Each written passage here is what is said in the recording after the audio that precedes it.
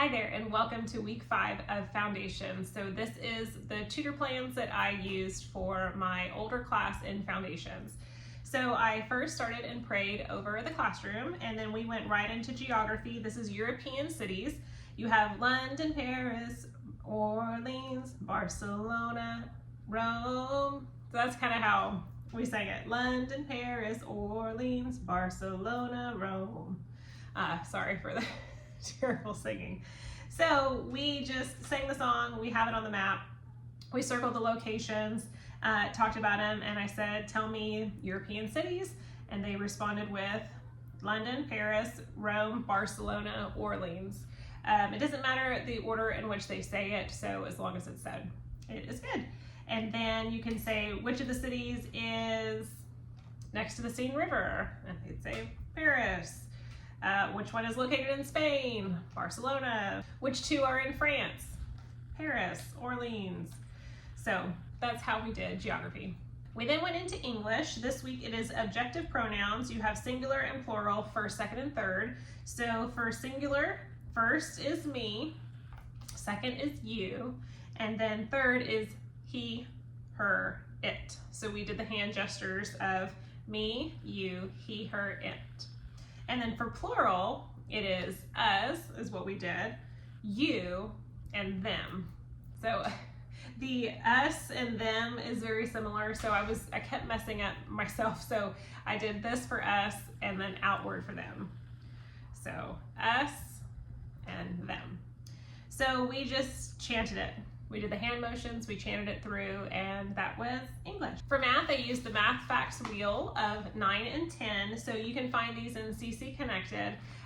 What we did first was set it all through because I do have the older kiddos, so they need to be able to say 9 times 1 is 9, 9 times 2 is 18, and go on through. So as we were saying out the entire math facts, they were writing them with a dry erase marker, because this is in a lamination pouch, so they wrote it all the way through and around.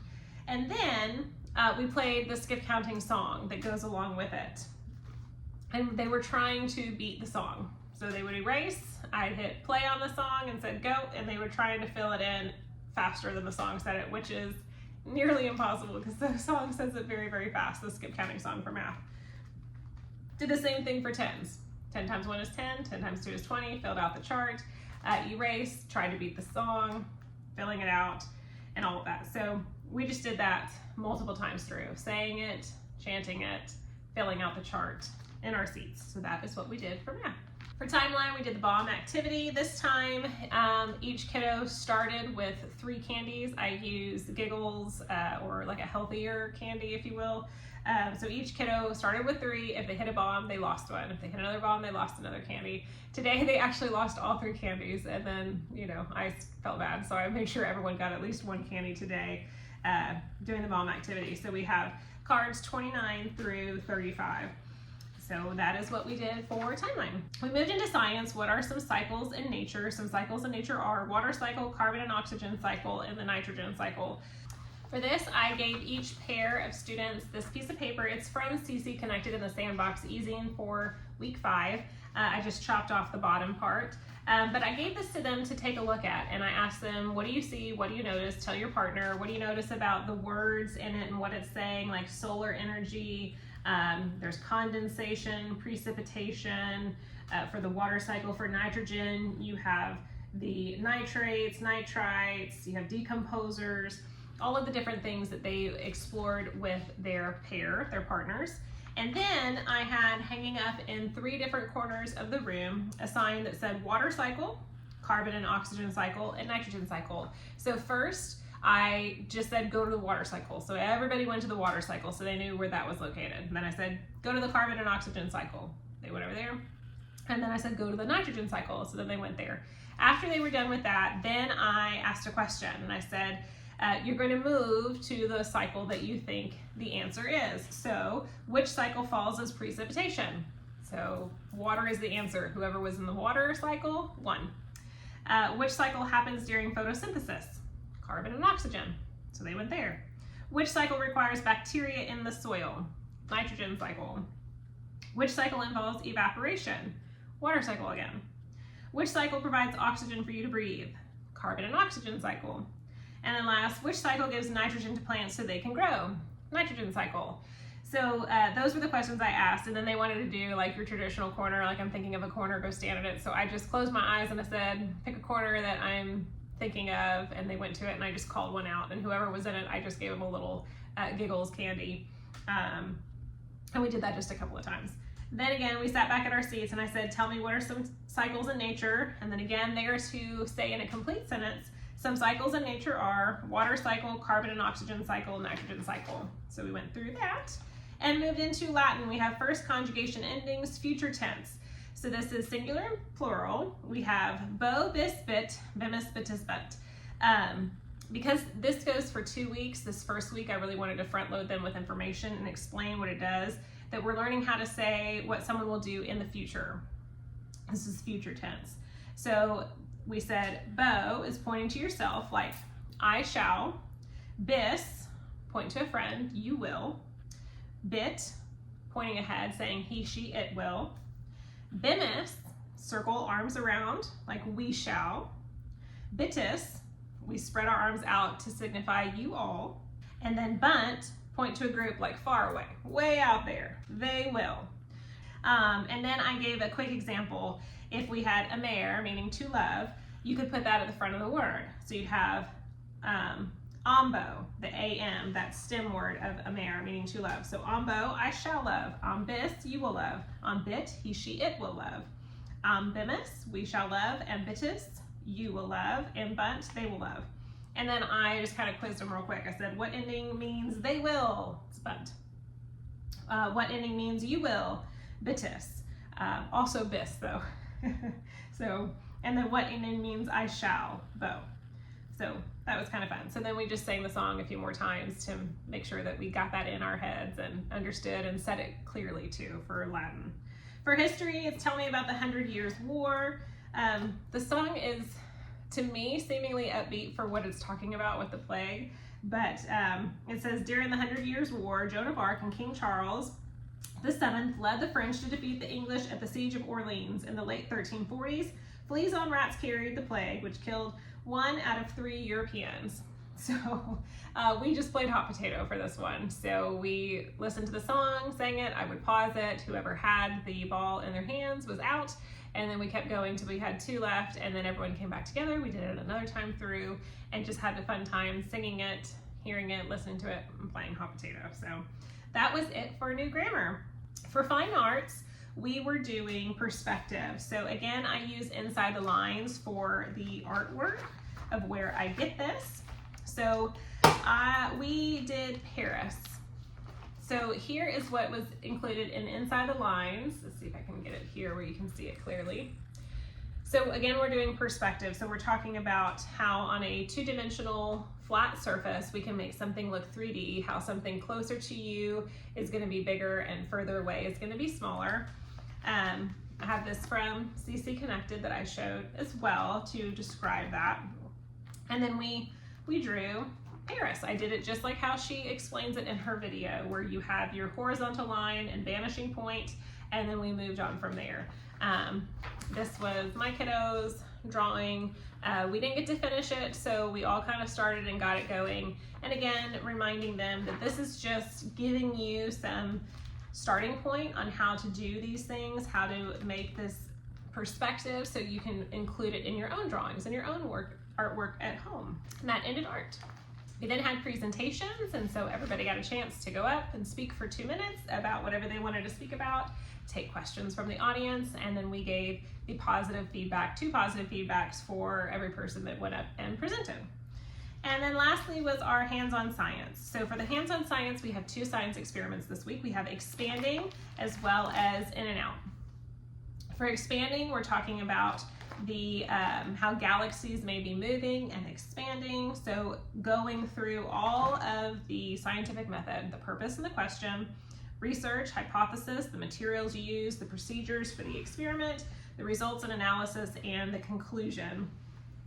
So this is the one where when you have a balloon, you slowly inflate it or slightly inflate it, and you put dots on it with a marker, and then you inflate it further and you see how the dots kind of expand and move away from each other. So that's what we did for expanding. For the in and out science lesson, this is to demonstrate forces that keep satellites in orbit. So again, going through the question, the research, the hypothesis, all of that. For this, you have quite a few materials. We take a yard string. Let me just show you the picture. And so this here, we used tape hanging, and then we had a spoon attached to it as well with a thread spool and the string connecting and all that. And basically you're spinning the spoon around, and then you let go of that tape and you notice like what is happening to the tape below. How is that moving? All of that. So we read that. And for our review, we played my class's very favorite game, especially I have some students that I had last year, just a couple of them. It is Deal or No Deal. This is the board that I made. It's already written on from what we did today. I need to clean it off, but I just found this online. I Googled Deal or No Deal scoreboard or something like that. All the money amounts, the cash amounts, and just printed the image and laminated it so I could write on it and then erase it and reuse this multiple times. So I also have 26, I believe, envelopes here. And each envelope in Microsoft Word, I just found a case and I put a number on top of it, and it's printed on these envelopes. You know, you can set up your printer to slide it in there and print it out. So each envelope has a numbered case. That one was upside down from the flap. So everyone has a number. And I line up all these, you know, in order on the floor. So 1 through 26. And I asked the class to decide on one case to be their case. So we had to do a little voting to decide which number we're picking. So they picked case number 1, actually. And inside each of these cases, I have a random amount that is from this board. So for instance, case number 4 inside has $400. Case number 14 has also, you know, one in here. This is $750,000. So the goal is you want the $1 million. You want the most money possible that's on this chart. So, so all the cases are out. They pick their one case. We put that case aside. Then I proceed to ask review questions. Some questions, it was one question and you got to pick a case. Some others I did like maybe 2 questions and they got to get a case, and we proceeded on. Every so often the banker would call and you have to really play it up. I would take my cell phone and put it to my ear and, you know, play it up like, hello, oh, it's been a while, how are you doing? You know, like I'm talking to the banker and saying, you know, they want to offer a certain amount of money for the case that they selected. So in my class's case, they picked case number 1. So the banker was trying to buy this case from them. So if they still had a whole lot of this left side, which has 1 cent all the way to $750, then the banker was getting a little worried that maybe they had a bigger case. But if all of these are going away and they're left with a little number, the banker doesn't offer much money. As a tutor, clearly you want to way undersell that case because you don't want the class to pick the amount that the banker says. You want to keep playing. I did have a few kids catch on and they were like, if we pick the case, then the game is over. And we just said, no, that's not how it works. So what do y'all want to do? And so again, talking to the banker saying, no deal, hang it up. And we would open a case. That would continue on all the way until the end when you're left with 2 cases. In this case, the kiddos were left with case 1 and case 6. And I made it a little fun this year. They had a 3rd case that was still sitting on the floor. I can't remember, I think it was number 23. So I had a student, she picked number 23 and I didn't even open it. I just put it aside and I said, okay, we're left with 1 and 6. So it kind of left more of an intrigue. Now we have 3 numbers on the board. We don't know which dollar amount we have in our case that we selected. So what do we want to do? So the banker called again and said, you're allowed to switch cases if you want. Do you want to trade in case 1 for case 6 or not? And they all said no deal. They wanted to keep their first case. So we opened case number 1, which sadly had $300. If they would have changed and gone with case 6, they would have had $300,000. So it was a lot of fun. They really enjoy it. I think the most that of what they enjoy is the banker. So you really have to play it up. Have a good time being the banker on the phone. And then all you have to do once these are all done and created, just swap out the cards. Take every number out and put it in a different envelope and swap it up, and then you can play this anytime. So once it's done, and that makes for a really fun and easy review. So, and that's it. That wrapped up our time in foundations. So I hope you enjoyed what we did for week 5, and you can include this.